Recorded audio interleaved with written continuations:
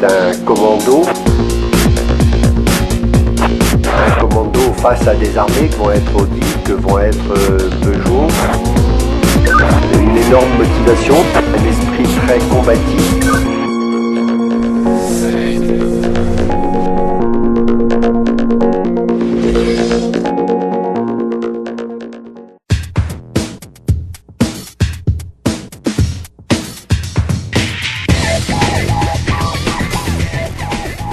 Messieurs, bonjour. Ça va Olivier? Ça va.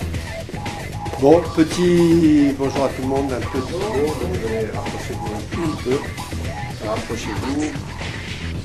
Écoutez, juste comme je viens de le dire à toute l'équipe technique ce matin, une bonne ou une grande nouvelle, puisque tout le monde se posait la question de qui allait être au départ de Barcelone dans LMS. Grande nouvelle qui a été pas facile à avoir, mais c'est Bruno Senna qui va rejoindre l'équipe. Donc c'est Bravo. que Alex Bravo. réagit tout de suite. Bravo.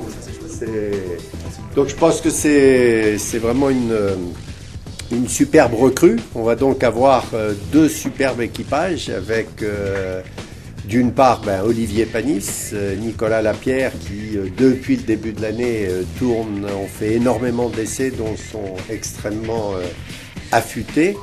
Et puis à côté d'eux, il va y avoir Bruno Senna et Stéphane Ortelli. Je pense que c'est super parce que c'est à la fois deux équipages où il y a l'expérience et la jeunesse. Olivier Panis, un vieux briscard de la Formule 1 avec Nicolas Lapierre, un jeune issu du GP2. Et puis de l'autre côté, l'expérience de Stéphane Ortelli, vainqueur des 24 heures du Mans comme vous le savez, à côté de Bruno Senna qui est vice-champion de GP2, puis qui est surtout en train d'arriver sur la Formule 1. Donc je dirais on a à la fois dans chaque équipe un pilote qui était en F1 et un pilote qui va aller en F1. Donc je suis vraiment très très content, très heureux parce que c'est deux super équipages, ça c'est très important. Je pense que c'est l'arrivée de Bruno Senna. Je sais qu'il y a eu quelques commentaires après les essais que l'on a fait sur lesquels on disait ils ont fait un coup juste pour les essais. Pas de chance, non, c'était pas un coup juste pour les essais, c'était vraiment une volonté très, très forte de l'avoir dans l'équipe. Comme vous le savez, je vous l'ai déjà dit, les discussions ont eu lieu avec lui depuis Noël.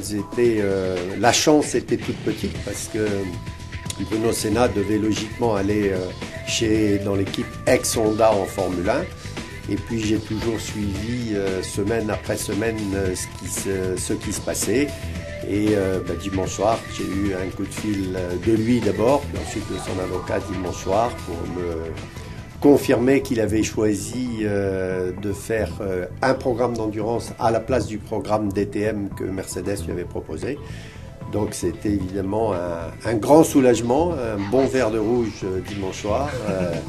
Et donc je pense vraiment... là, on se retrouve avec deux superbes équipages pour faire une grande saison.